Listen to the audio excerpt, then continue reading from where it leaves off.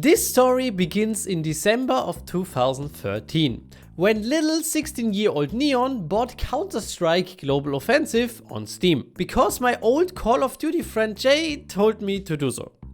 I played CS 1.6 on some LAN parties with my friends, but other than that I didn't really like the game. I loved Call of Duty at the time, and no, not the thing kids play nowadays. I mean, what is this? The real Call of Duty. So Modern Warfare 1, 2 and 3.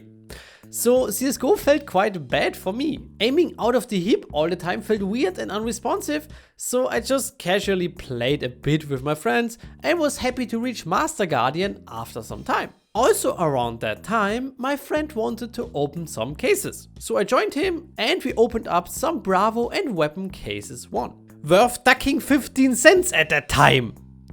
And what happened after that was crazy. I opened a Golden Coil and a Fire Serpent and sold them for 35 euros.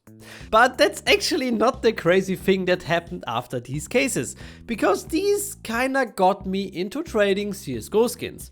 And how that went, how it is still going, and what happy memories I have gained through that, I want to tell you now.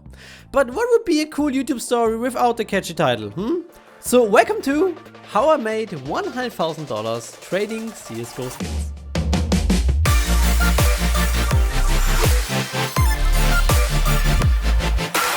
This week you can win a USB trader. Like every week, like, comment and subscribe, join my Discord server and send me a trade offer for the item via my trade link below. The video will be drawn live on my Twitch every Friday and Monday at 17 CST. And also a short shout out to all my Patreons and channel supporters. If you want to learn more about CSGO skins or just want the help of a semi-professional CSGO trader right at your hand, you can find all of that there. Thanks! So let's start at the beginning. In December of 2013, I had my first CSGO items. But as I was more playing Call of Duty, League and other games, I wasn't that into it in the beginning. That kinda changed in the beginning of 2015. Where I really fell in love with the game and decided to buy my first CSGO items. Fun story here, this was shortly after the Operation Phoenix case was released, containing the AWP Asimov. And I really love that gun. So I bought a 50 euro paysafe card, put that onto my Steam and bought a battle scarred AWP Asimov. Some of you might know that battle scarred AWP Asimovs can look really clean and really shitty, or also be really rare with the black scope. And I just bought a random one on the market because I wasn't aware of floats or anything, so I ended up with this. So I instantly sold it on the Steam market again. Being hit with my first loss, I did the only reasonable thing in that moment. Going to the gas station and buying another 100 euro paysafe card. So I now find myself with my first knife and CSGO loadout, which looked something like this. I had a cheap Huntsman knife and some really cool playstations, which were not around 640 euros like nowadays, more like 150. But then one of my friends introduced me to CSGO Lounge, where I started offering my items, see if I could make a few dollars to improve my CSGO inventory. Cash outs were not possible at the time, and luckily all that people cared about were the skins. But as I was always a trader in games I played, for example in many MMORPGs, I really enjoyed buying and selling items for people to make a small amount of profit. So I was really happy that I found a game again where I could do that. So I started posting my items on CSGO Lounge and Steam and began to actively trade with people day for day, with the big goal always on my mind: a Karambit Doppler. And on the 23rd of May 2013, so around 4 months after I started, my dream finally came true. I got a minimal wear Phase 4 Karambit Doppler. At the time I didn't knew that Phase 4 is good and that minimal Dopplers are very bad, but also at the time nobody cared about stuff like that. You could regularly snipe good patterns and blue gems off the market. Most people did not know what float value was, and the only way to get real money for your items was through direct cash deals, which were as risky as they are today. So as my goal was achieved, I set myself a new one, and just 2 weeks later I finally achieved it. A battle scarred AWP Drangler, which wasn't that expensive back then. And I also unboxed my first knife, this beautiful bayonet marble fade in tricolor. Very nice. So the next months went past with trading, and I have to admit that I also enjoyed gambling a bit at that time. Luckily, I was one of the lucky ones. So I was not losing money, but yeah, I also did that and I cannot recommend it, even though I was kinda lucky. In that time, I learned a lot and got better with trading, and with not that many people aiming for profit and no annoying 7-day trade lock, you could really make a good amount if you knew what you were doing. And also in this year, a new possibility came up. Real life money cash outs. OP Skins was the first big player, and as I achieved my next big goal in November, I listed my new achievement, a factory new ARP Dragon Lore on OP Skins for $1,500. Which was a normal price at the time, guys. I can't change that. And just after a few days, it sold. And I remember telling my family about what I'm doing. And I really remember telling my family about that. I sometimes talked to them about the trading I was doing and what I achieved, but being a 16-year-old, they all went like, cool, you trade digital items in a video game. Congrats on your ARP dragon thingy. Yes, I'm very proud of you. But as I told my dad, yo, I just sold my skin for $1,500 and he could see that I got the money, he went like, who on earth would buy something like that for that amount?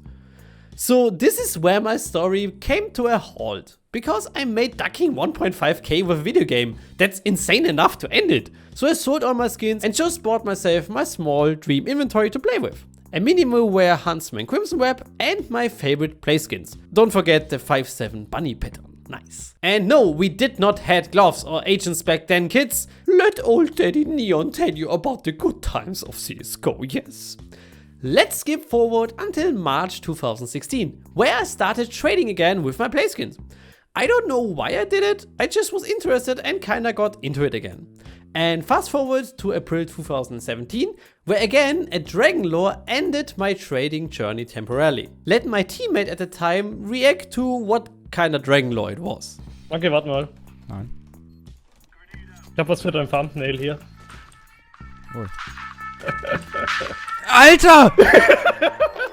Yes, it was a field tested .18 float Souvenir one, which I sold then, together with all my items for around $4,200, which was an insane amount at the time. Just compared, the most expensive item ever sold by that day was the $23,650 M9 StatTrak Factory New Crimson Web. So you can compare it to sell an item today for $50,000, which my Souvenir dealer would sell for today. Ah! Sorry, I'm still not over that. And again, this ended my trading journey temporarily. I mean, now I'm ducking 5k selling my inventory. Just a madman would have this much money into virtual items, right? Yes, I think you can guess how the story continued. In 2018, I traded a bit, but as I was starting my 2 outgoing semesters, I wanted to focus more on them and sold all my items again. So let's skip to where it got kinda serious in March 2019.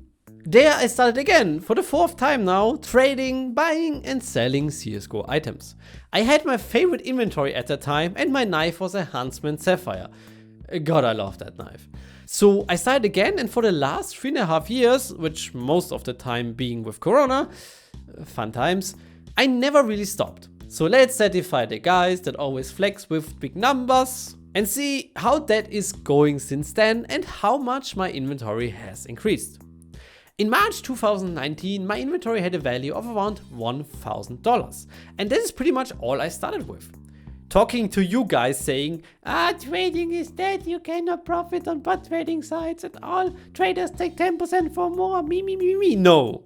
This is my inventory history over the last 4 years.